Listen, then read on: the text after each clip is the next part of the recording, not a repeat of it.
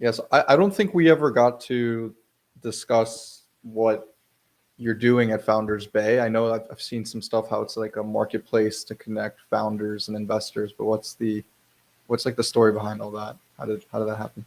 Yeah, I would be happy to tell you. So I used to lead engineering teams here in the Bay Area for like 15 years. So I've helped take New Relic IPO. Most recently, I was head of engineering for the Mind Body Marketing Products Group, and I led the SF Pune and New York teams. And then we got acquired by one of the largest private equity firm in the world, Vista. So after we exited, I decided to leave Mind Body and start my own company to help companies hire more women engineers, because as an engineer myself, I always found myself being the only woman in the room. So then I started going to all these founder events, and they were not very diverse. So I'm like, okay, well, how do we get more diversity into tech so that women are represented, so that immigrants are represented? So then I realized that one of the reasons that women and underrepresented founders are not in these events is because they just don't know about it. So what if I start reporting on all the events happening in the Bay Area every week about founders and VCs? So that's how Founders Bay was born. So now it's grown into a huge community where 80,000 founders and VCs and family offices here in the Bay Area. Every week we host our own event, but we also report on all the events happening.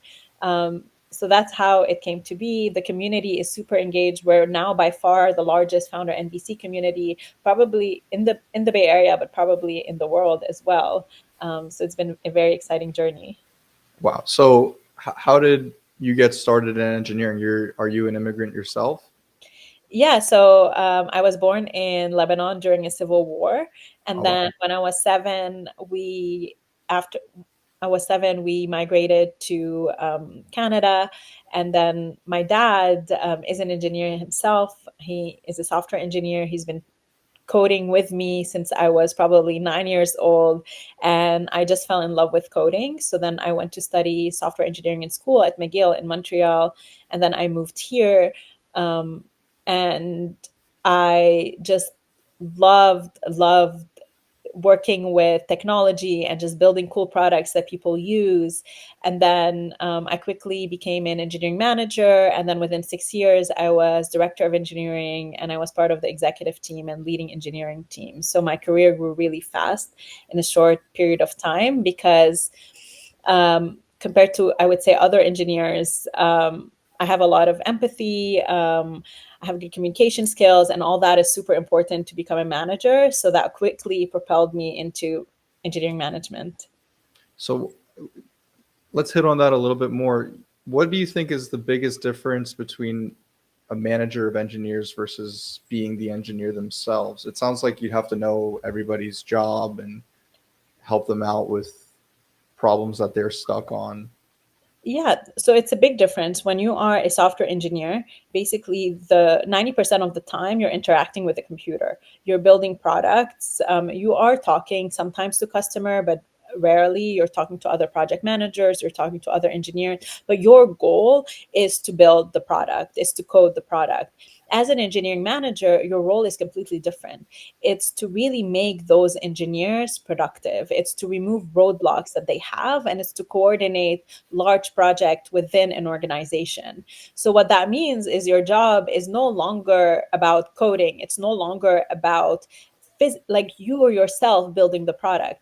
It's about now managing people, and it's about understanding people.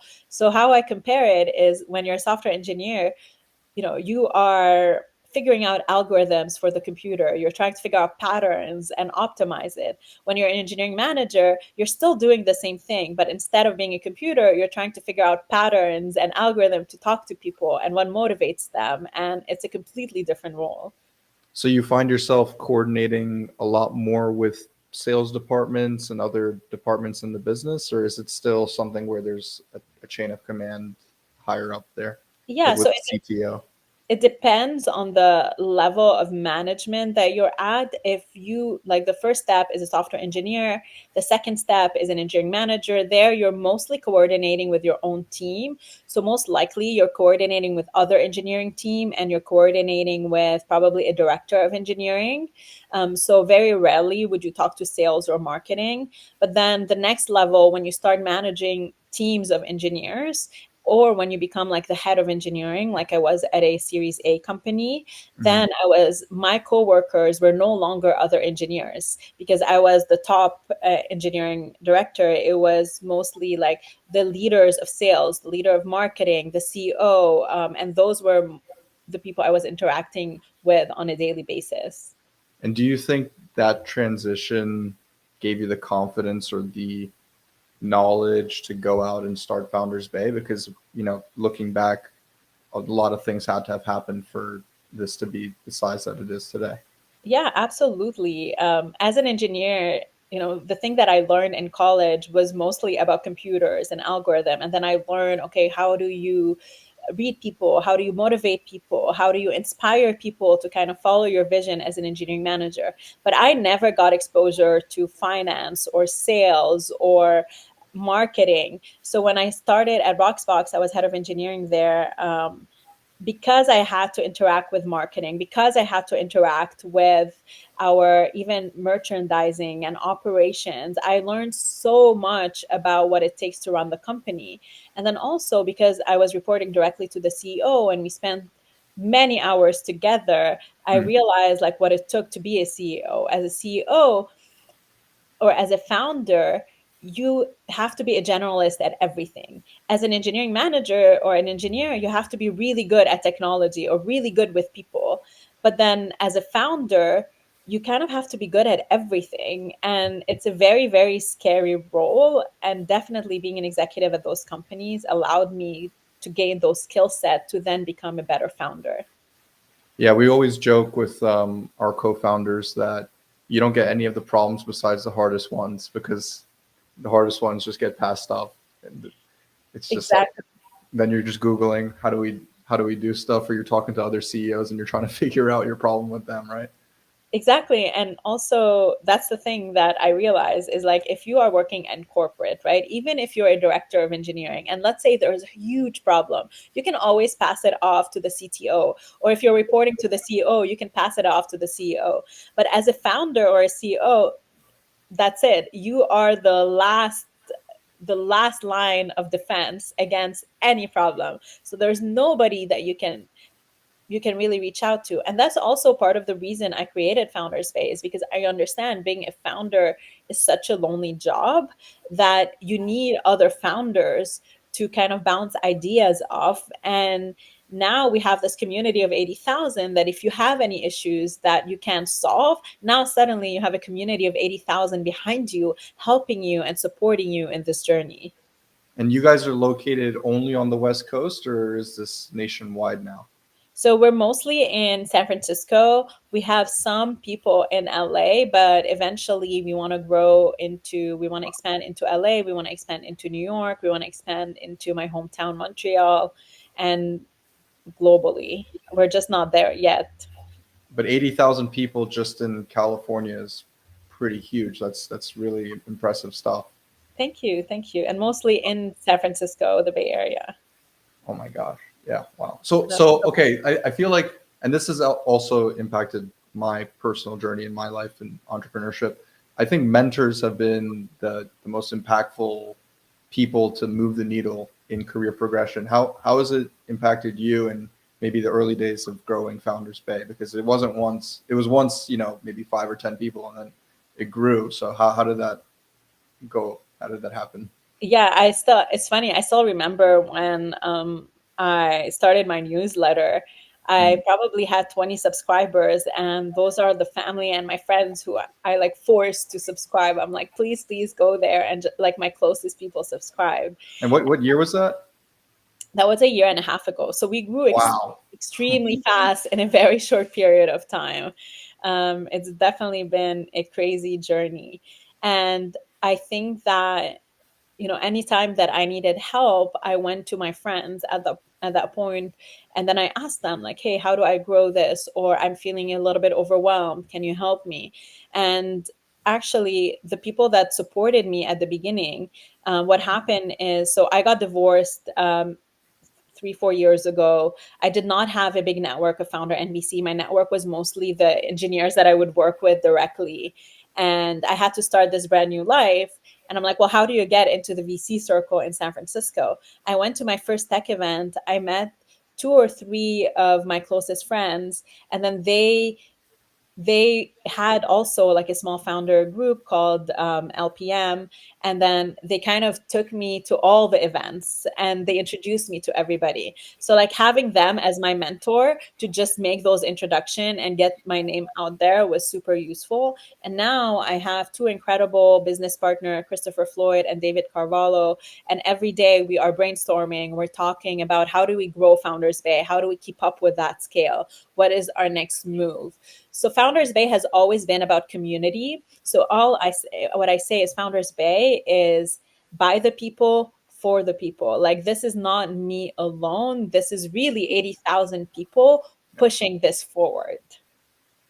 I mean, that's wild. I mean, the whole operation to, revolve around an influx of 80,000 people in a year and a half is nuts. I mean, how have you been able to kind of streamline the business so quickly to handle all of that too?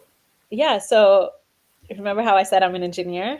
And I Yeah. think people don't know that. A lot of our internal tools, I coded almost everything. So I Mm. coded everything from 0 to 1. So like my newsletter about the events, my LinkedIn, it's all automated. We have tons of automation to help out. But the reality of it is like no matter how much automation, no matter how many people you bring in, just growing an organization this fast is kind of impossible. So I do feel like I'm still lacking. I still have to catch up. And sometimes I do drop the ball on a few things. I forget to reply to an email or I'm late to my meeting. And so I think just having empathy also as a leader on yourself, like, hey, we grew really fast. I'm not perfect. I'm still trying to figure out. But also part of being like a founder, part of being community is being real. So part of my newsletter is telling people like, hey, I am feeling overwhelmed this week. Like I don't know how to operate. I'm also a single mom of 2 young kids. One of them has a disability. So most often than not, I do feel overwhelmed and I don't feel like I'd have all the answers. But I realize that it's not about having the answers. It's not being perfect. It's just about trying, leaning on other people, and just being very authentic to yourself and to your values while you're doing that. And how has that been in terms of culture? Do you think that you've been able to maintain that like personality and kind of connectiveness in the community while juggling all of that, or are there times where you and the other founders of Founders Bay come together and say, "Hey, we need to, interview more of the people in our circles and learn more about how we can make the experience better"? Yeah, I think because we are a community, our whole mantra is to just talk to people. So like we host probably 2 to 5 events every week, either virtually or in person. So Wow. we're always every week we're interacting with at least 100 to 200 people. And the Mhm. way that we're interacting is we're talking to them, we're asking them for feedback.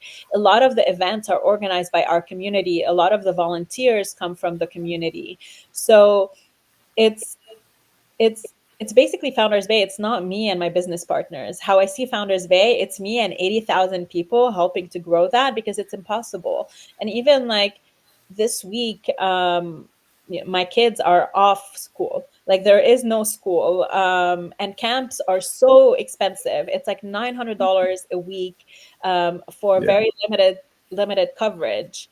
So I'm like, okay, well, I have events to handle. I'm speaking at a few events. There's nowhere to put my kids.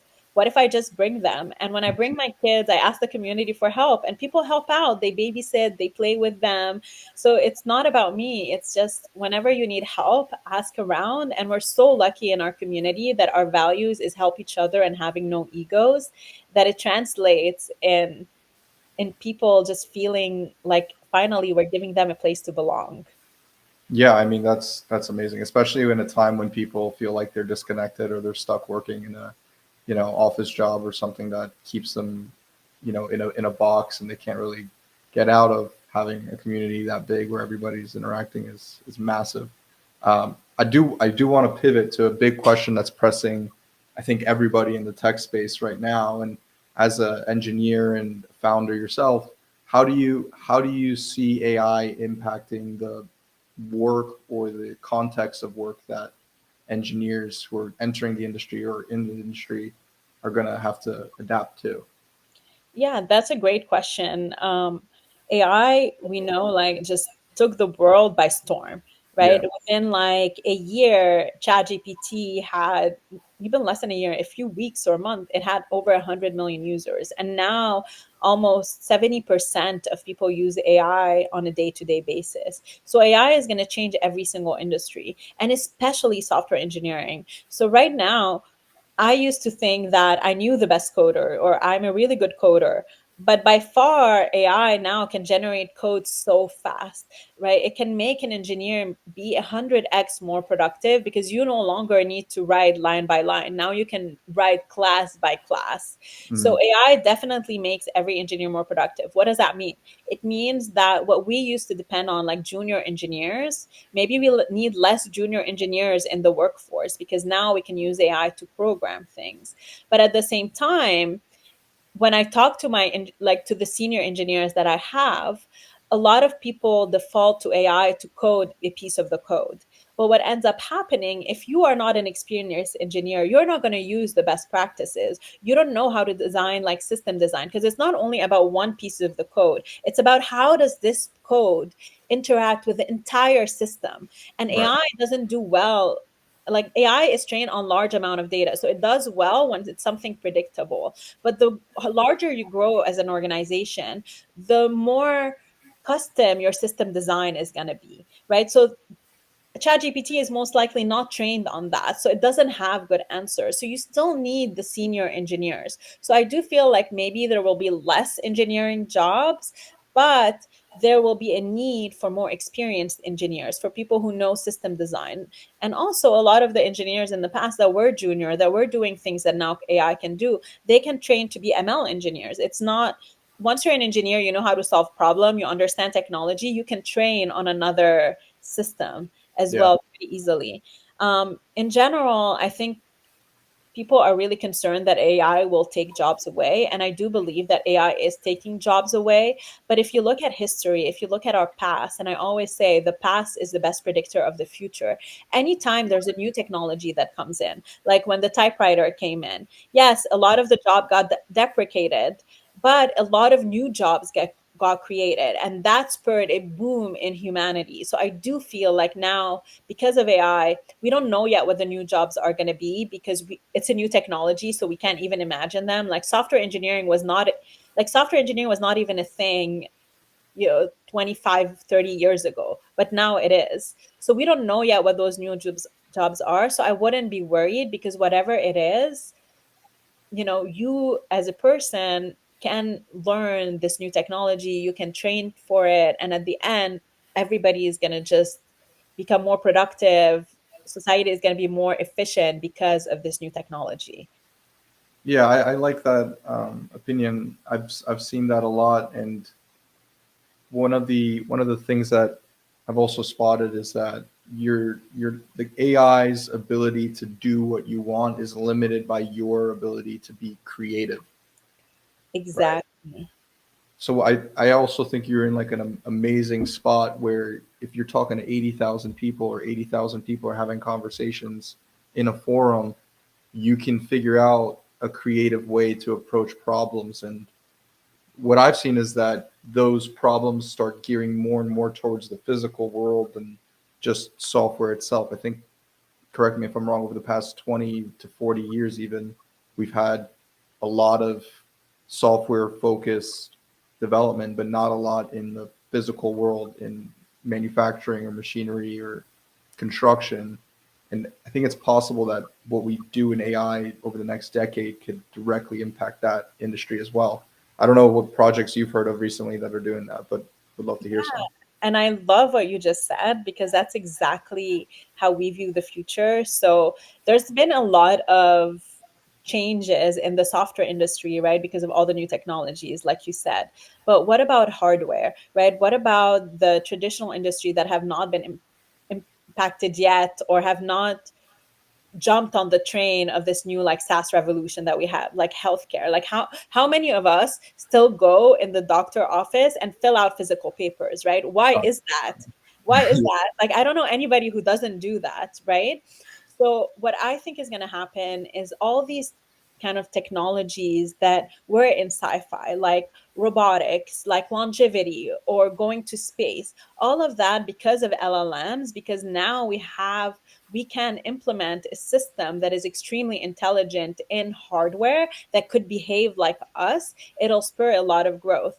And actually, we just launched Founders Bay Ventures, and we're going to invest in frontier tech. We're going to invest in robotic and hardware and longevity because we really believe it's the future. And one of the companies now that we're investing in is called Feather Robotics, and they're building a modular robot to go and help out in manufacturing and restaurant, really anything that is needed. And that robot now, because of LLM, is going to be as smart or as reactive as humans are, or even more, similarly to ChatGPT. So I am seeing so much innovation happening in Wow. that space. And I really believe within like 5 years, every single one of us is going to have a robot living in our house, helping us out and doing our laundry, because nobody likes to do laundry. Yeah, no, I mean it's unfolding it and ironing it. It's crazy. Yeah. So Exactly. okay, so I'm assuming you've watched a bunch of sci-fi movies over the Mhm. years. Of What course. what type of future do you want in us if you could bring it from a sci-fi movie? What kind of future are you looking forward to based on maybe what you've seen in the past movies? Yeah, I would say the thing that I'm looking most forward to is the longevity part. In the Mhm. past, like living to 100 or to 150 or 200 was always in sci-fi movies, right? Even living forever. But now it's getting closer to reality. Like with all this longevity movement, we and AI, we're finding ways to not only identify disease very, very early on, but also to cure diseases that in the past did not have 100% cure, like cancer, like heart diseases. For example, one family office that I usually interact with, they just invested in a breathalyzer where you just take a breath test, and the breath test can identify almost like a lot of the cancers that are treatable if catched early on. So I really believe within like a few years we're going to be able to get the cancer when they're at stage 1, but also with AI finding the best cure and the best medication for that particular disease. So I do believe that not only are we going to live until 100, but we're going to live healthier, and we are going to have a way better quality of life. Like I just saw that somebody, they were able to revert a lot of the aging and the cells in aging. Yeah. So now like wrinkles, or let's say you're a bit older, you can have that treatment and you'll just have a new, you're just going to reverse all of the aging that happened, and that is now closer to reality. The other part is flying cars. So right now there's a lot of traffic that happens because of this. We're limited by the roads, right, by the physical aspect of the road. But there are so many flying cars out there that is happening, and it may not fly all the way up, but it may fly just enough that it removes a lot of the traffic that is happening. And actually there are tons of cars right now that are very close to being able to do that. Like physically, we're able to get a car to fly. And that's going to be incredible for all of us. And then the third thing, like I said, like iRobot, for example, I do believe that robots are going to walk among us. I do believe that we're all going to have a robot in our home to help us out, to babysit our kids, to just be there for us whenever we need to. And that's very close because like Tesla is releasing Optimus, for example, and that's going to be at 20, 25K. But imagine you pay 20, 25K and then you have somebody helping you out 24/7. How much more productive are you going to be able to be creative, right? So I think that having robots walk among us, having flying cars, and living forever is something in sci-fi. But I think within 5 years, we're going to be very close to making it happen. And what do you think the world is gonna look like then? More work on more innovation, more creativity, less people are gonna work less, or what do Yeah, you hope for? I think people are definitely going to work less. I don't think we'll need this traditional 9 to 5, because maybe in 10 to 20 hours with AI agents, you'll be able to do the job that, needed 50 hours a week, right? And I think because of that, human are going to be more creative. They're going to be more social as well. So a lot of communities like ours or others are going to explode. People will want this in-person interaction more than ever.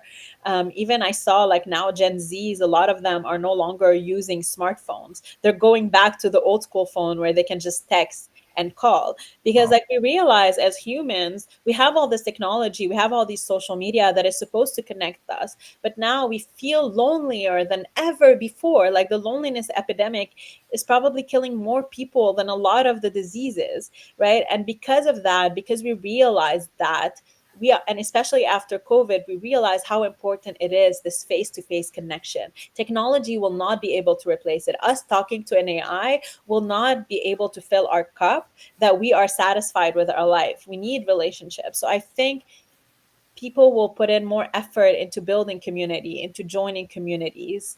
And I think because also a lot of music is going to get created, a lot of art is going to get created. And another thing that I realize is I do have a few friends that lost their jobs. They lost their job because AI took their jobs away, which is really Wow. scary.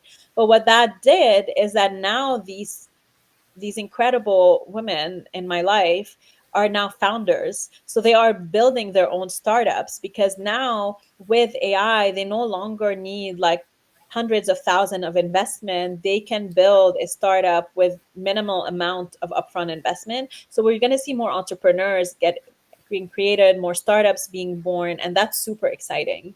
And there's a lot of capital on the sidelines right now too, because interest rate uncertainty or macroeconomic uncertainty, and it seems like the moment things kind of stabilize with all the changes that are happening in the world order, all these people who do have the next thing are gonna be flush with cash. Like, you know, Facebook just made the what is it, the $100 million purchase for AI dev recently. Yes, 150. So stuff like that is going to be more and more common, and it's going to be really interesting to see that too. Yeah, exactly. And now Figma just IPO'd. Right. They had a huge market cap. So many new millionaires and billionaires are getting created now. Within probably 6 months, their funds is going to be unlocked. So all these people will want to invest in startups, will want to invest in technology. And that Figma IPO really gave hope to the whole tech industry, because for so long the IPO market has been kind of on hold. And Yeah. when the IPO market is on hold, there's not new capital that's being ingested. But now, because of this, I think it's going to spur other IPOs. And I'm already hearing rumors that so many companies are going to follow, that a lot of people are going to have a lot of cash. And it's way better to, diversify what you're doing with the cash than putting it in just one vehicle. And one of those vehicles could be VC, could be startups. So we're going to see a lot of money being poured in, especially in the AI field, in frontier tech and robotics and all these fields that I just talked about. So do you think multiples are just going to keep going up, and as we get older and or we're able to live longer, multiples have to naturally increase and people get. Yeah, definitely. Because now, okay, you can retire at 65 and maybe you have, 20, 30 years. But I think because we're going to live longer, maybe to 110, 120, maybe 150, it's no longer enough to just have 10 to 20 years of runway. You need like a bigger runway. And if you look at the industry that does have one of the highest returns, it has the highest risk. So it's not without risk. When you invest in startup, when you invest in VCs, yes, it's very risky, and people should not invest all their money in that. But they should invest in allocation that makes sense for them. But when they do invest, they can be the next millionaires, they can be the next billionaires, and they can make like 100x on one investment, as we've seen in the past with all these different like companies growing so fast. So I know that we're running out of time, but for the female founders, the people who are trying to make something happen, what is one piece of advice you would give them before going on the journey? And I love women founders. To be a women founder, you have to have so much grit, so much resilience because the odds are against us. Women founders right now, we build, okay, 50% of all the businesses in the US are started by women. 30% of all the startups are started by women, yet women still receive less than 2% of all the VC funding. So the odds are against us. So for us to go in, to start a company, to hustle when we don't have as much resources, when we don't have the network, we don't have all of that. It takes a lot of guts. So I believe that those women founders, they make better founder because of it. And it's shown that like when you invest in a woman founder, you get 77 cents in return, $1.77 compared to the male counterpart, which is $1.33. And one piece of advice that I would give them is right now, especially raising funding, your network is everything. So put yourself out there, start going on social media, start becoming an influencer. It's not that hard. Start creating content. Even if you don't know what to talk about, just talk about random things. Like it doesn't matter. Just start getting a presence online, start going to events. You can join my newsletter, foundersbay.com, and start building that network. All of the women founders that I know that did raise funding, they raise funding because they have a giant network of VCs. So it's never too late to start. And the best way to reach you is through Founders Bay or LinkedIn, or how do you want people to contact you? Join my newsletter, Founders Bay. We host tons of events. I'm always at events. You can come say hi. Okay. I will speak to all of you. You can message me on LinkedIn, Mariane Bekker. Find me, follow me. And then if you would like to invest with us, you can go to foundersbay.com/invest to join as a founding LP. Phenomenal. And I think you guys are going to be very successful with that. I think that space is gonna pump pretty hard, so it's gonna be good. Yeah, we're excited too. That's why we chose it. We're like, what is our best chance of success? This is what we found. Awesome. Well, thanks for coming on. Yeah, thank you so much for having me. It was a pleasure chatting with you. And yeah, I hope to keep in touch with all of you.